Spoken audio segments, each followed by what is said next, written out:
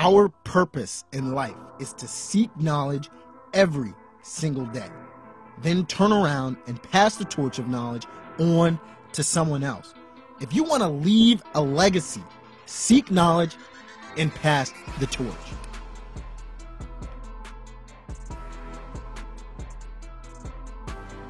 Hey, welcome everybody to another episode of Pass the Torch podcast. Today we have Brittany Castro, who is the founder and CEO of Financially Wise Women, a Los Angeles-based financial planning firm whose mission is to teach women and couples the art of managing their money the fun and simple way.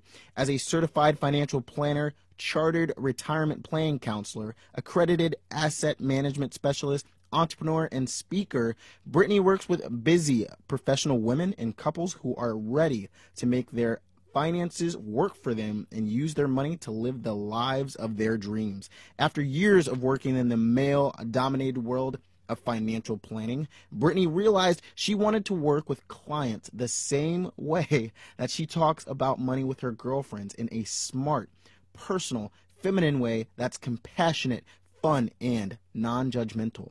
Brittany has become a well-known financial expert and go-to resource for national outlets. She's been featured on CNN, CNBC, The Wall Street Journal, The New York Times, CBS, KTLA, Fox 11 News, Glamour, Elle, Marie Claire, Darling, Entrepreneur, Women's World, Financial Planning, Investment News, Registered Rep Magazine, and many more.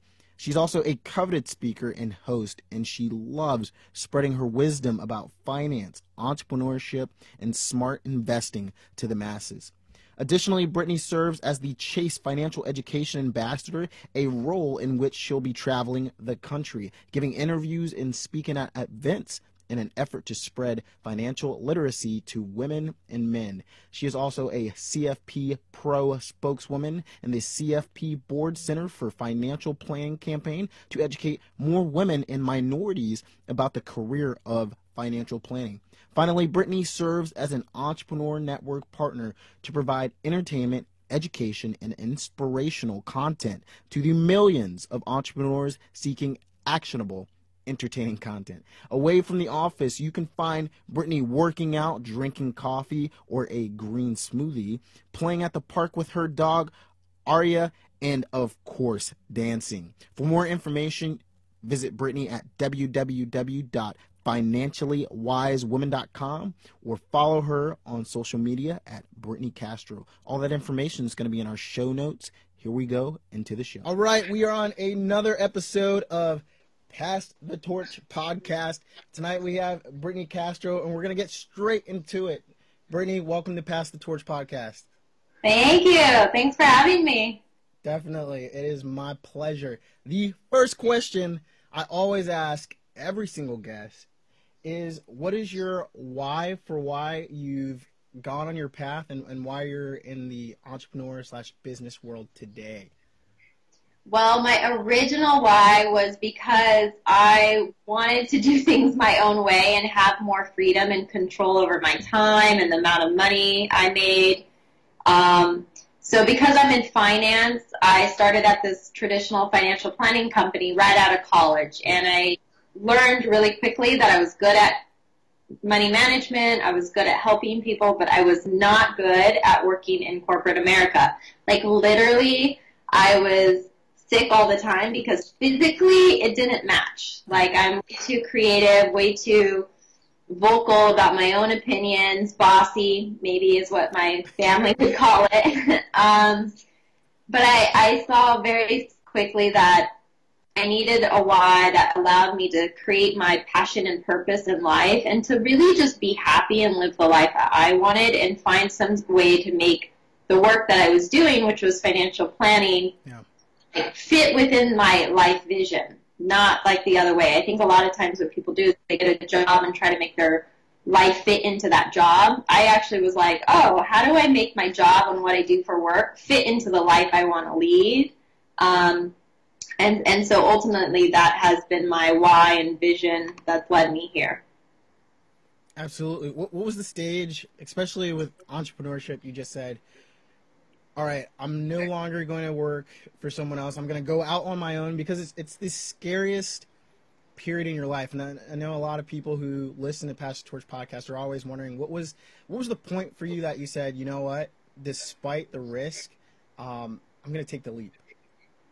Well, it's a little bit interesting. So out of college, I started at a financial planning company, and while it was definitely corporate, like I had training and a manager, I was still commission-based. So I was always in charge of making my own income and hustling for clients and hustling for a paycheck. Like, I actually have never had a real job other than, like, when I was in college, like, working as a server at a restaurant. But even that, I was in charge of how much tips I could make. Like, I love that because I would just talk to people and I'd get more money. So I think for me, even though I was in this corporate setting, I always had this way of working that was, I'm responsible for my own livelihood, my own paycheck, my own success in life. So after working at that initial company for 5 years and being sick all the time and realizing I can't work 60 plus hours and not have this life that I want, I went to an independent firm. I'm in Los Angeles, so I founded this independent financial company, and I recreated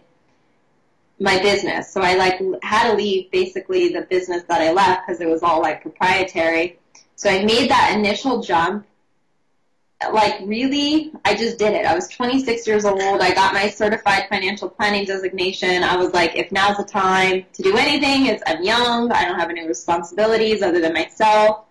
And I was dating a guy who lived in LA. So that obviously helped get me there. But it was first leap, and it was kind of for me, a transition leap, because I was still under an umbrella and getting back office support and resources, but I knew I wouldn't stay there because I always wanted my own freedom, my own business. So I stayed there for 2.5 years, and what inspired the next leap of faith was me and that guy breaking up, and I realized, man, okay, now I'm 28. Everything I've been told up until life it's not working for me. Go to school, get a job, find a boyfriend, get married. And I was like, well, I was on that plan and it didn't work out. So I better just start making my own path in life, making my own plan for myself. So that really inspired the next leap of faith. And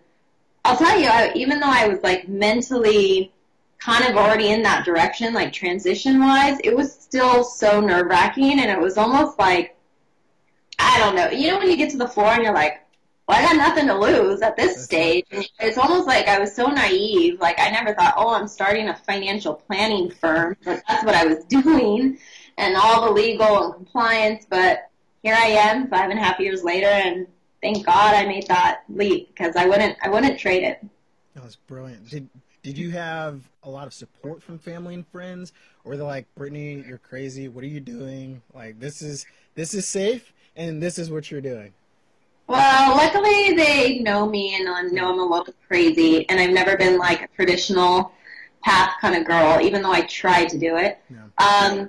But I think also my family is always very supportive, really amazing parents and siblings, but I prepped them a little bit, right? Because when I got out of college, I got this job, and I remember my parents asking me, well, what's the salary? And I was like, well, I don't know. It's unlimited. They're like, we don't understand. Your brother's getting an accounting job at an accounting firm, and he's going to make $60,000. He gets benefits. What are you going to make? And I was like, I don't know. But I had in the back of my mind, well, I better freaking beat 60 grand, because I got to prove to my family that it can be done another way, because my family is very traditional. No one was an entrepreneur in my immediate family besides me, maybe my grandparent on one side years ago. So it was in the beginning, proving to them, but also proving to myself that I could make it work this other way. And, after that, and when I made that last leap and started this own company, they still don't really understand, but they're like, whatever, we trust you. We know you're going to be okay. And now that I've had success and I've like been in magazines and like, you know, like things you could tangibly see, like, oh, you know, they always knew I was going to be successful, but I think now it's like there's proof, like, oh yeah, she has clients, she's successful. Now they're like way more supportive of my life and entrepreneurship in general. I think that's awesome. Just giving, especially the viewers, a little bit of context. So, when I was reading your bio, very impressed, obviously, and the acronyms that I was reading, I knew one, and the only one that I knew, and this is showing my ignorance, was Certified Financial Planner, so CFP. But you had two others that I've honestly never seen before, and I'm just being completely honest. I did a little bit of research. I was like, oh, this is amazing. But can we talk about AAMS and then CRPC, which AAMS is the Accredited Asset Management Specialist. Is that correct?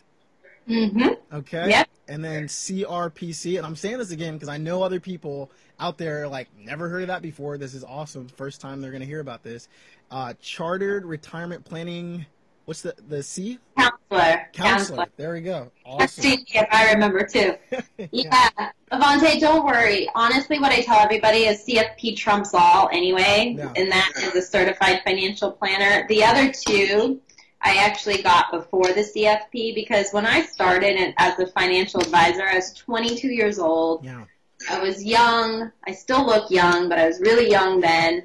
And I thought, oh my God, if I'm working with all these people, I got to get some designations to prove that I'm serious and that I actually know what I'm doing and I care and I want to be in the game for the long haul, not just someone selling them a product or, you know, trying to hustle them, which a lot of people in finance, you know, there's really good people and then there's people who aren't really in it for the right reasons. And so a lot of people get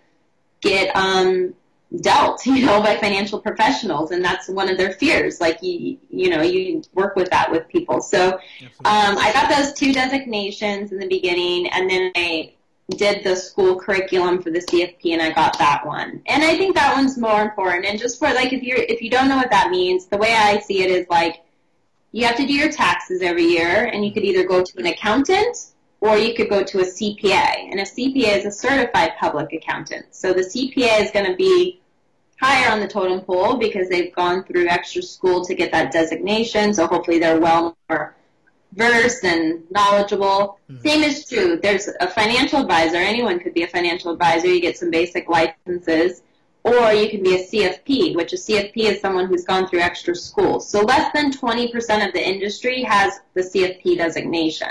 So it's not widely held. Yeah. But I think it's really important you look for a CFP because we have other, like, fiduciary responsibilities to the client. And usually, like, if you're going to go and get the designation, you somewhat are really serious about financial planning and you care because otherwise no one would do it. I mean, it's a brutal exam. Like, I wouldn't wish it upon no one, but it helps.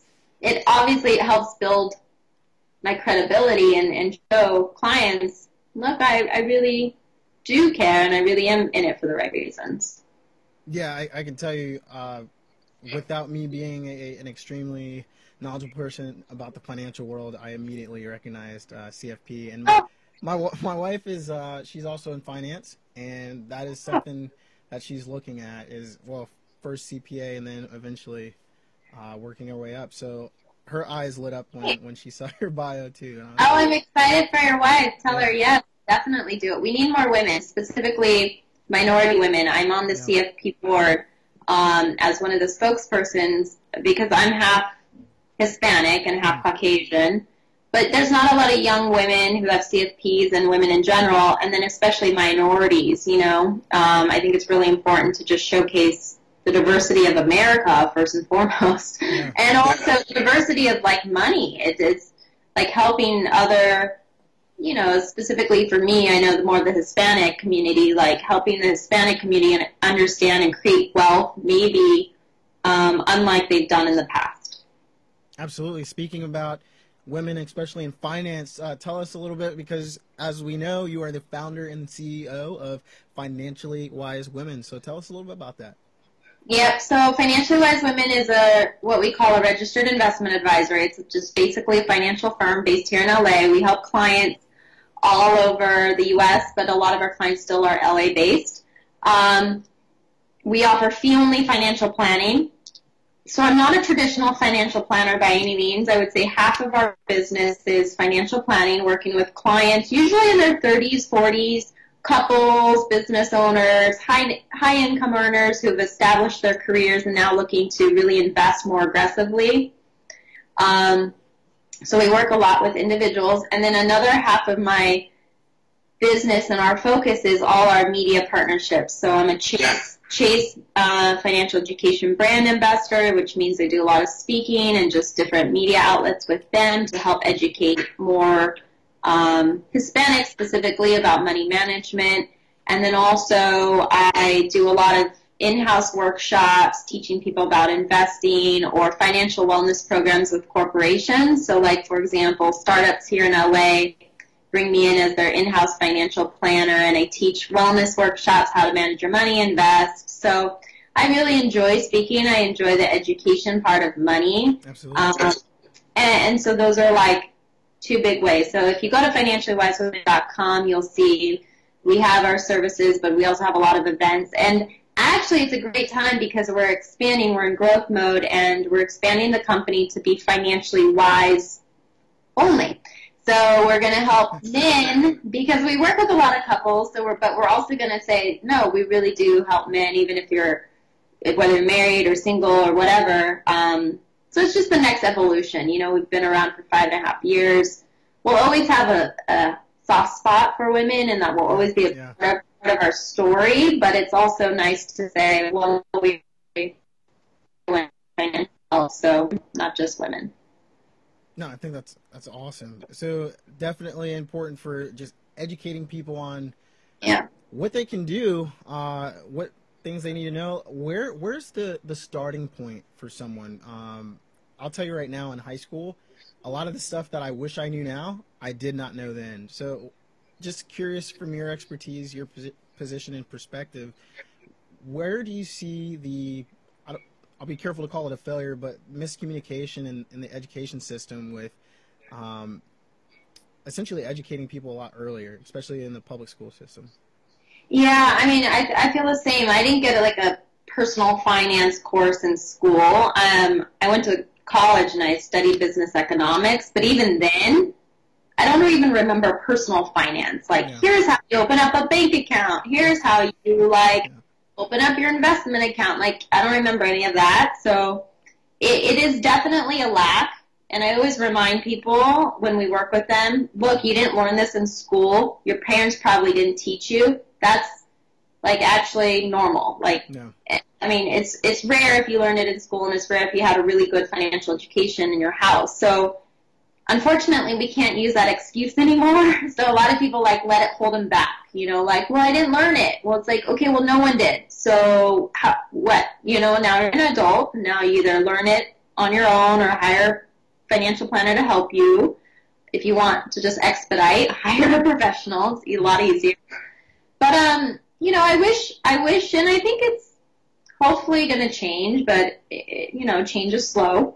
I wish they would teach it in schools. I know a lot of private schools are offering finance courses, and personal financial planning courses are becoming more and more popular in college. Like, there's actually degrees in financial planning, which, 10 years ago didn't exist really. So, I mean, it's a slow movement, but I think, you can probably agree, you don't really learn the things you need to in school. So, it's after. Yeah. Like entrepreneurship, leadership, communication, money management, relationships.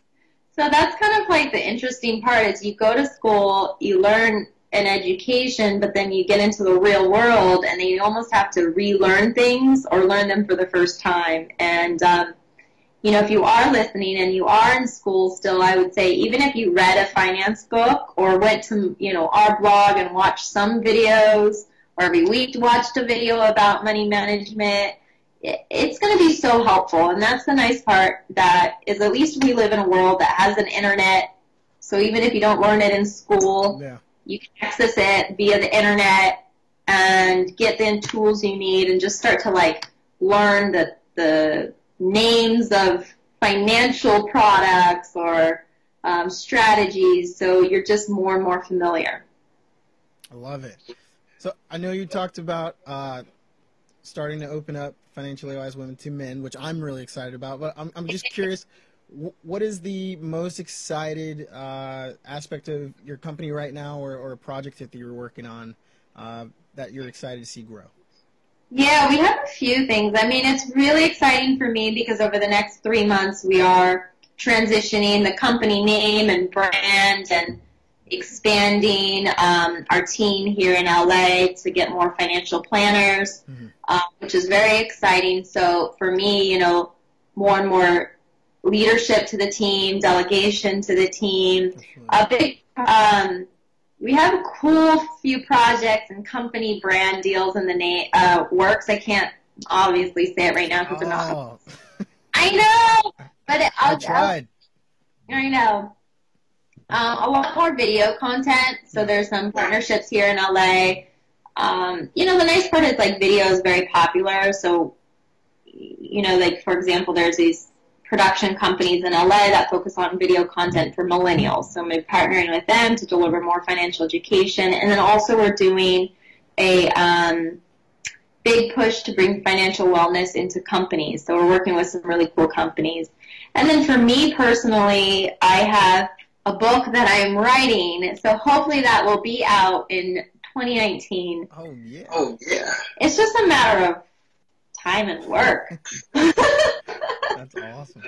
I know. Can we know the name and maybe what it's about? I have an idea. Yeah, I don't have a name yet because the name is like the last thing that you gotta nail. We have our options, but you know, it has to be like, dang, I saw that at the airport and I picked it up. You know, I actually want it to be so like provocative that people are like, what?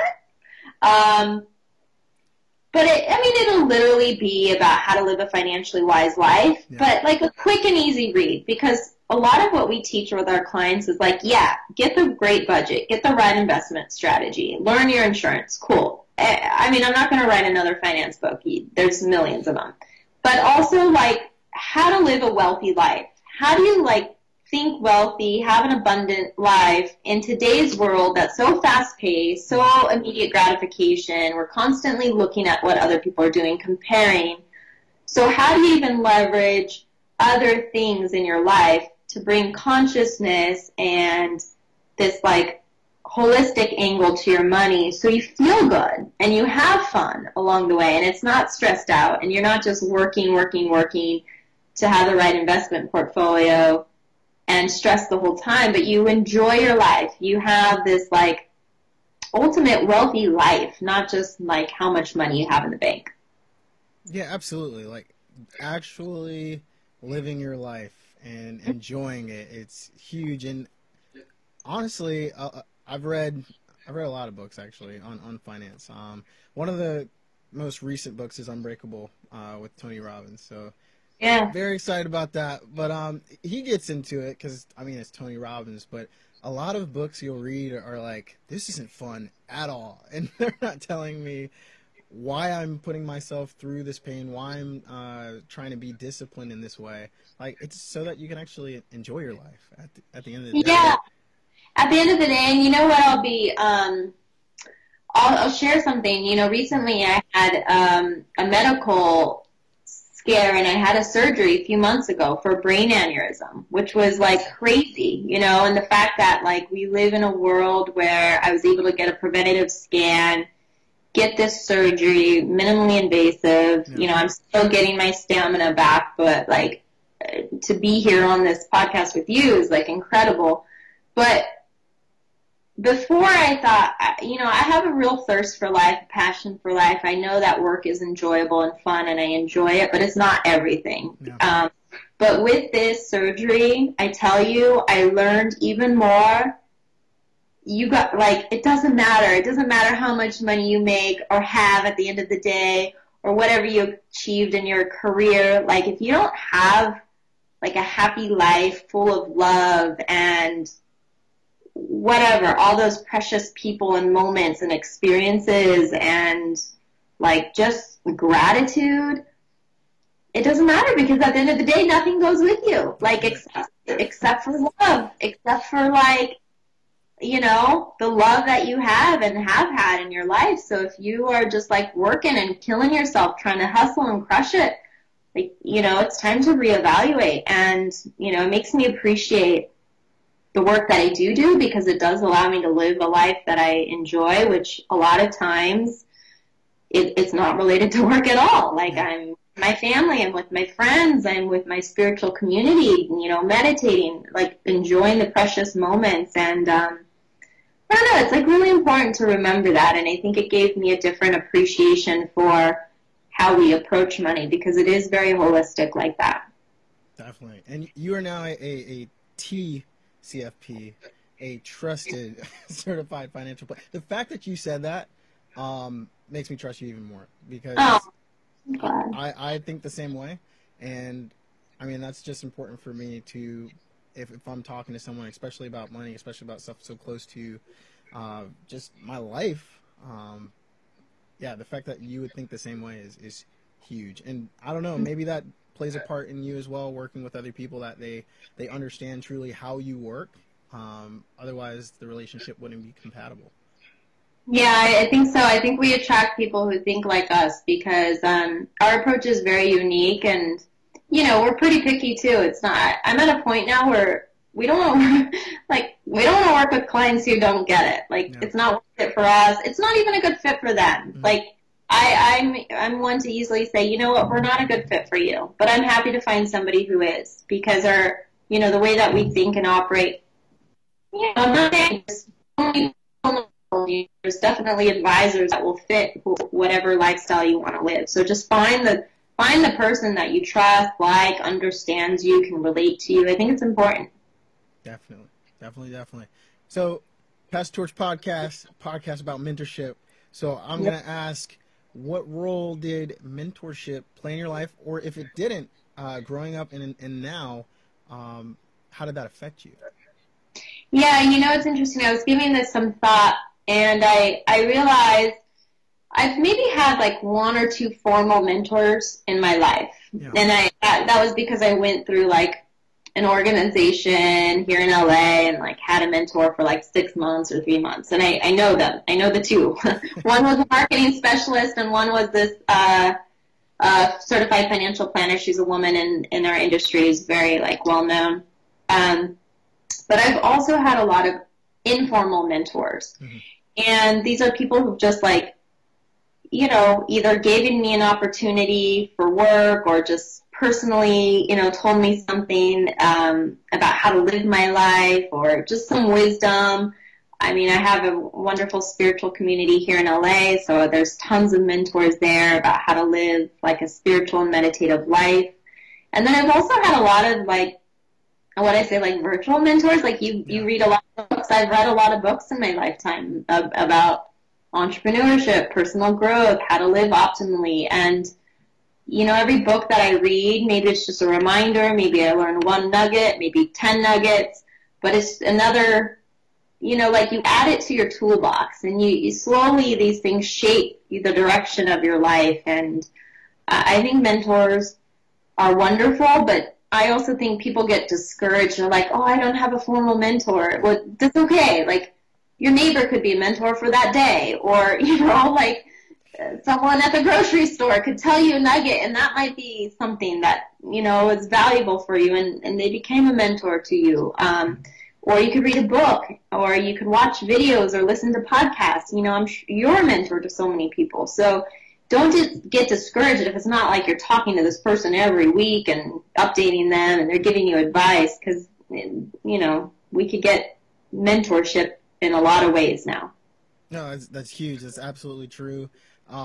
It's funny because, I mean, when I was in high school and college, I had a lot of formal mentors, and since then, not as much. But YouTube is absolutely a great source. I'll watch YouTube videos of people that I'm trying to emulate or trying to learn from, and that's been huge. From the time that like we were introduced to you till now. I've been checking out your Instagram, and that is a form of mentorship. So everybody who is watching, you need to check out Brittany's Instagram page, and you will learn something, or you will see really this. She's just absolutely authentic, free spirit, if I can say that. Like you're very, lighthearted person, and you honestly look like you're enjoying what you're doing. So that's huge, and that's going to have effect on people. It's going to rub off on them, and it's going to essentially guide how other people kind of do a self-audit and live their lives for the better.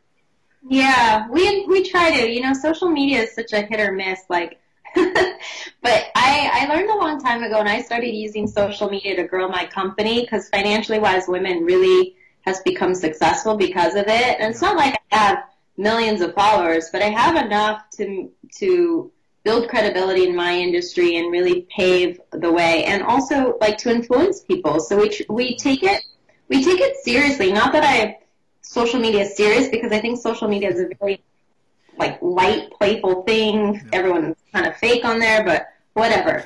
But we really try to, we try to call it how it is. Like, really, you're not going to, of course you don't see my whole life on Instagram, but I do have fun in my life. And if you know me in or out of Instagram, I'm going to be the same person. Like, I've gone to events where I meet them and I'm like, oh, that person was a bitch, like, I would never hang out with them. Like, it's just, I don't know if it's LA or the name of the game, but, you meet people who have success. And look, I'm not saying that everybody needs to be happy all the time. There's real emotions, real things we all deal with, and maybe you catch someone on a bad day. That's normal. That's fine. Absolutely. But I also don't, I think a lot of people look up to people, these Instagram, and it's like they mimic their lives. But I always just say, also remember, like, there's good people who aren't on Instagram. So it's not like every,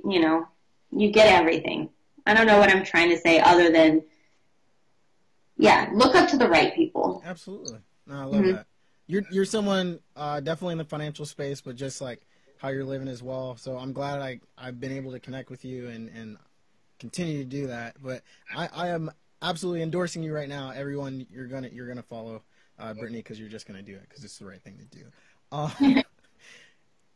Just a question on mentors. We talked about virtual mentors. Who is your favorite virtual mentor, and why do they resonate so much with you? Virtual mentor. This is a good question. I'm kind of like in this interesting stage of my life and career. So probably up until now, I would have said like a lot of business people, maybe in finance, or just like leaders out there. Like I like watching Gary V. Vaynerchuk. He's so funny. He's hilarious, isn't he? Like, so those are like the typical, I'm sure you all know them. But right now, my mentors are a little bit different. Like, who I'm watching, like on Instagram or social media, is more like designers in fashion or just interior design. People who've been around and kind of reinvented themselves multiple times. So I've been looking at, like, I was reading Vogue editor Anna Wintour's like profile the other day, and just like learning, like, she has very healthy boundaries. Like, she might be too extreme for me, but even like learning, she creates healthy boundaries, because what I've learned is the bigger you get, the more energy it takes, the more people you're dealing with, and you're expanding. So like, in order to grow and expand and be bigger in the world, for me, I also have to take care of myself in a way that refuels, so I can continue to do that. Otherwise, you get exhausted. Absolutely. Right?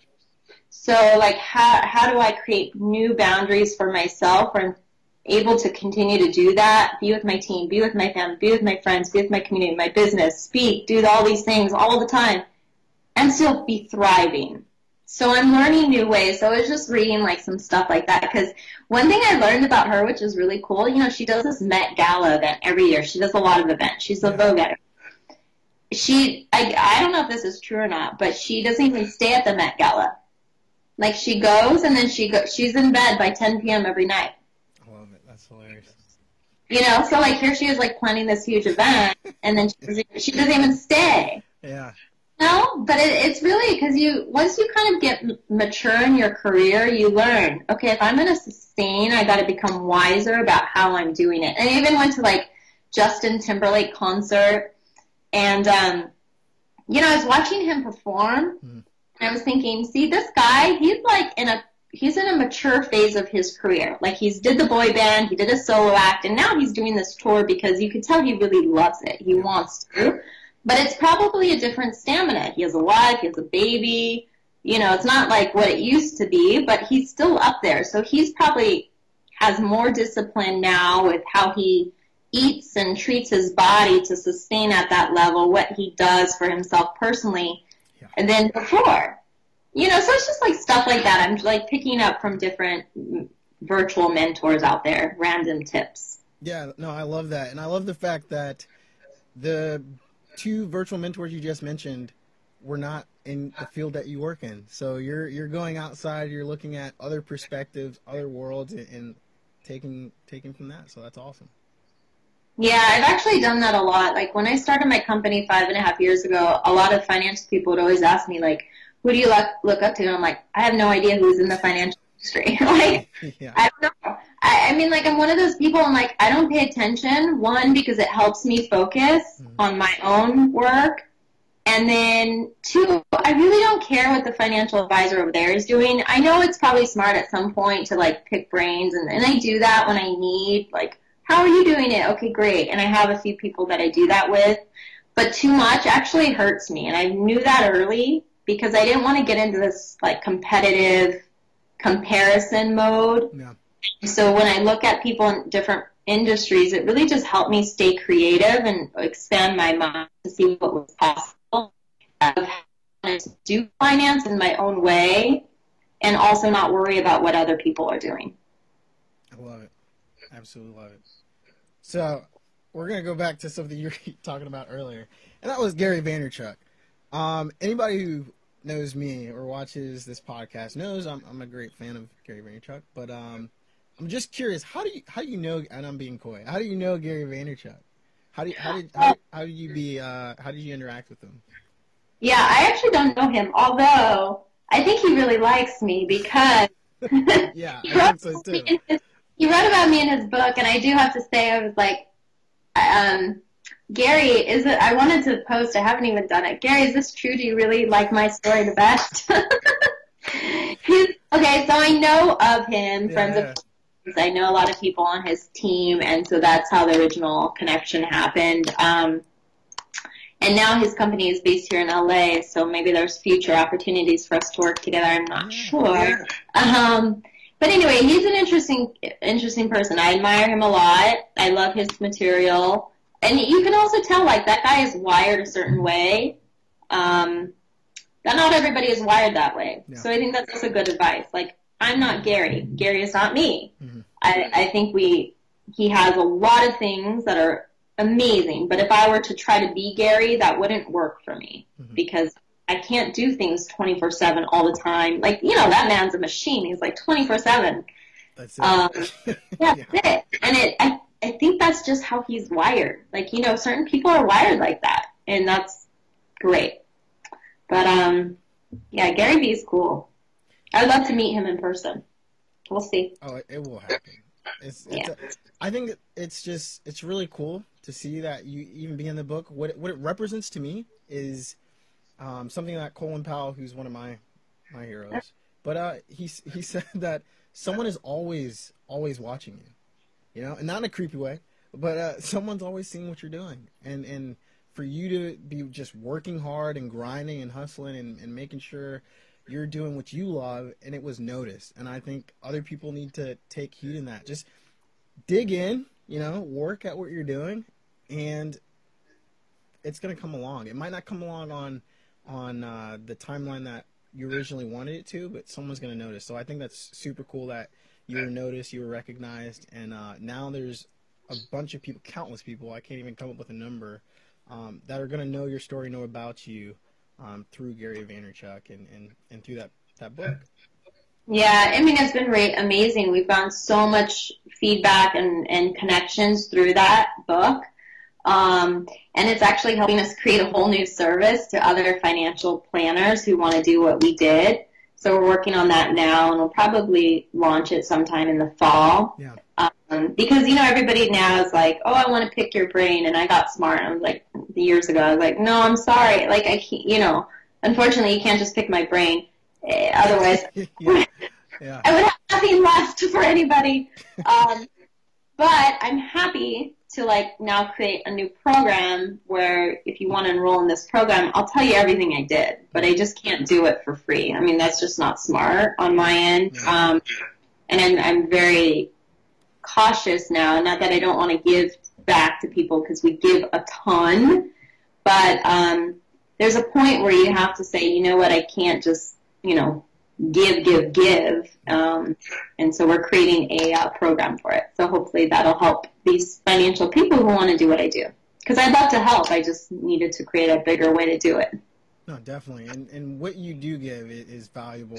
What you're teaching is valuable, and people are going to want to pay for it. So I think that's extremely important. And it's good that you're saying that, because there's other people who, they're going to have talents, they're going to have skills, and they're wondering, well, should I just give this away? Is it wrong for me to charge? And I think just you saying that, no, it's absolutely not wrong. It's good to value what you're doing, and then in turn share it that way. So no, I think that's great. Thanks. Thank you. So next question is, if I am someone who's like, Brittany Castro is absolutely amazing, how the heck do I get her to be my mentor? What are your expectations for the relationship? What would be red flags? Hey, we're not a good fit. Things like that. Yeah, I think people who are just on top of things and respect, time is always, it goes a long way. Mm-hmm. So I'll give you an example. We get a lot of email inquiries every week, like, hey, saw you, love, a lot of younger women who want to get into finance, or just, women in general who want to know, or even men. When they've already, done some research about me and, kind of know, and then they email something are you accepting, or whatever, that, it sounds pretty basic, but I'm way more likely to read that and want to respond back than just someone's like, hey, I was just wondering, do you ever do X, Y, Z? And it's like, no, I mean, do you even know what we do? So I know it sounds so silly, but I'm telling you, it doesn't take that much work to get what you want out of life. You just have to be clear, respect people's time and talents and the work that they've done. Be consistent. So if you're really actively looking for a mentor, say you wanted me to be your mentor, I would expect an email. I would expect why you think this mentorship's a good fit, what you envision, make it easy for me to say yes. Really, map it out. Do the hard work. So you just say, I want 2 calls with you, and I'll say, okay, sounds great, or no, not right now, but follow back with me in the fall. And then follow back. Sometimes it really is just a timing thing. I can't tell you enough, in my own success in life, you said it already, maybe it doesn't pay off that moment, but if you do follow up, it will pay off. If you stay in there and nurture the relationship, people naturally want to give and help. It's just, you got to go about it the right angle. That's awesome. There you go. You have your marching orders. You have your homework. If you want Brittany Castro to be your mentor, and create the mentors program. And it's not just virtual. Take that advice right there. Okay. Yeah. Curious here. What is a resource that you use that helps keep you on schedule, or that you just use that you think contributes to your success every day? So my resource might be a little bit different than what you're thinking, but it's actually meditation. Oh, love it. I do a ton of meditation. Every morning I wake up, walk my dog and everything, and then I sit for 40 minutes. I don't have any guided meditation. I'm actually in a meditation community here, so I've learned throughout 5 years how to just like meditate without all like, you know, all this extra stuff. But it didn't start that way. You know, I started with 10-minute guided meditation, and it's like anything. Once you like build a practice, you want to increase and more and challenge and go deeper. So I really encourage meditation. For me, I just say it helps me stay present. We live in a very fast world. It helps me see consciously my life, what's happening, change things if I don't like it. How do I, oh, shoot, I'm not going to react that way because I'm actively trying to change to become this version or this type of person. It helps me love more and enjoy more, not be so stressed out and caught up in the day-to-day stuff. And it actually helps me see clearly the solutions I need without all this extra time and energy. You know, I'm still a pretty passionate person, and I like to do and live, but, you know, I used to be so just, like, head down that I couldn't enjoy, you know, just downtime with friends and family. It was really hard for me. I was like, okay, I gotta go. But meditation helped me, like, slow down and enjoy. So even if I am still living a very busy and full life, I'm enjoying it. There's just so many benefits. I can't even explain all of them. But in so many things, too, I have to tell you, a lot of my success has come from meditation because it's like visualization. Like, I get clear about what I want. Oh, now I want to make more money, or I want to grow the team, or I want to have this type of brand partnership, or I want to become a paid speaker, or I want to create a book. Once I'm clear, then I'm telling you, the opportunities come. It's almost like magic. So it's weird. Like, people always ask me, like, how did you get all your media? Did you pay for PR? I'm like, nope, never did any PR, never paid $1 for PR. It was just, you know, putting in the work, getting clear about what I wanted, you know, visualize it, and then it came to take the opportunity. Because I think sometimes we miss the opportunity because we're in our heads. We're like out or worried, and we don't see what's around, you know. So meditation is my best resource. No, it's huge. I actually recently started meditating, and I agree with you 100%. It's huge. And then the just the gratitude portion of it. So I try to relax, but I always try to go back on the gratitude thing, because if you're crazy stressed, and you meditate, you kind of calm yourself down a little bit, especially on a daily basis if you consistently do it. And then no matter what's going on, if you think about why, honestly, your life is pretty good, even if there's some bad things going on, it just entirely changes your perspective, and that has been huge for me. I'm a very spiritual person. A lot of people who have either seen the show, they've learned about it through the podcast, because I don't necessarily interact with, your friends aren't in your house, you know, seeing you meditate and things like that throughout the day, but they see these conversations, and I'm trying to get other people on the meditation. I love that. Yeah, it's almost like trendy these days, but it is really great if you can develop a consistent meditation habit, because like you said, even connecting to the gratitude, when I saw your face and on this podcast, I knew immediately you live a good life, you're happy, you enjoy, you could see it, like there's an energy to you, and that energy actually attracts, I'm sure you know, business opportunities, people, like-minded. When you're in that kind of state of energy and consciousness, it's almost like life just is like, oh, you know, it's not like you don't have challenges. I don't want it to think like it eliminates challenges. No, there's real challenges and real life stuff that still happens that we all have to go through.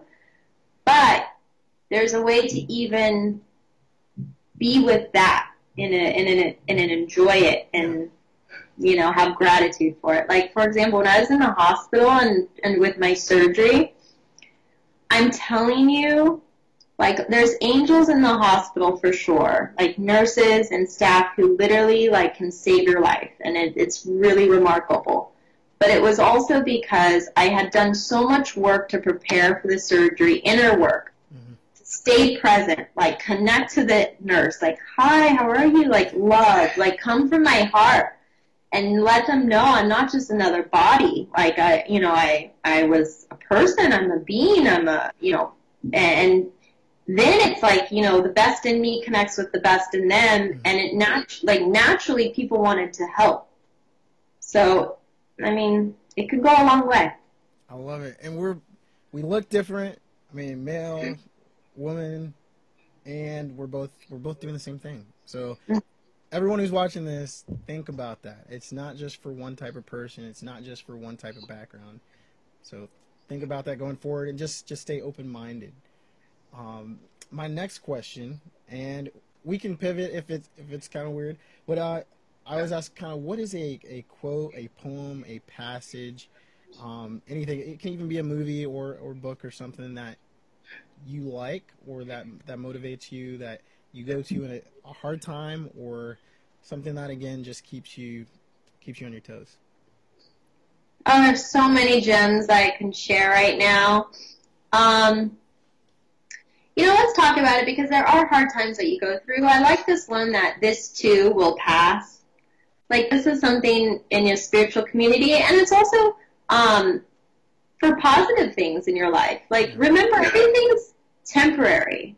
So if you're really sad, or maybe going through a hard time, or feeling a little stressed or anxious or even depressed, it will pass. There's going to be a moment of, relief, happiness again. Or even when it's happy, like, that's going to pass too. So don't cling so much to things. Like, for me, it's like, be fluid in life. Let it come in and out. So I love that one. This too will pass. If you're going through something hard, like, just remember that. Like a positive one, I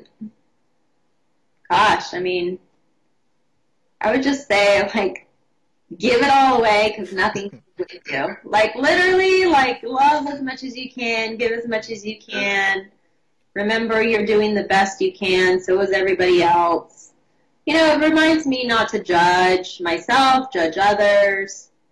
Remember, like you said, we're all the same. Maybe we all have different paths, different walks of life we have to, go through, but at the end of the day, we all still are the same. And I don't know, that's my belief, but that's perfect. I think you answered this next one, but it might be, you might word it differently when we do it. It's the pass the torch portion of the show. Honestly, I think it's my favorite portion of the show. But torch holders, we've arrived at the time in our program where our guest, Brittany Castro, has 1 minute to pass the torch and leave a legacy. We all know that a mentor is a person who's achieved a level of success that we desire and can effectively guide us to success as well. Based on the success you, Brittany, have achieved at this point in your life, if you could pass the torch and leave a legacy message to your former self, or someone in a similar situation, how would you pass the torch in 1 hot minute? 1 hot minute. Wow, there's so much I can say. Common, don't worry, be happy. Like, don't worry, be happy. Things are going to move. It's going to pass. Always pursue your dreams. I don't care how many times you fall down, freaking get back up. Like, I tell people in, my close-knit circle, they know. I'm always like, oh my God, how am I going to go through this? But then you do. It's like life, you have these valleys and then the next peak. I would also say to my younger self, or anyone else, like, literally, love heals. Like, physically, anything that you think is too overwhelming to deal with, remember to bring as much love into the situation as possible. Love for yourself, love for the other people. Not from, like, a woo-woo point of view, but, like, really, like, love as much as you can. Laugh makes so much, like, laughing makes everything better. So find the laughter and lightness in the struggles and the challenges. Laugh at yourself. It's not that big of a deal at the end of the day. I know we all have our, dramas of the day, but really nothing is that big, with the right perspective. Dance as much as you can. Dancing is amazing, makes you feel good. I don't know anyone, even if you're not a dancer, just freaking play music and stand up and move somehow. It really can change your whole spirit in life. You know, go outside, find work you enjoy, find people you love, be with them a lot, give as much as you can. I don't know, just live as an epic life. Love it. Oh, that was awesome. So take all that, ball it up, and actually go do it. Go do it. No, I loved it. This was a great show, Brittany. I really appreciate you for being on the show. And this has been Pass the Torch podcast with Levante Santos and Brittany Castro, reminding you to seek knowledge and pass the torch.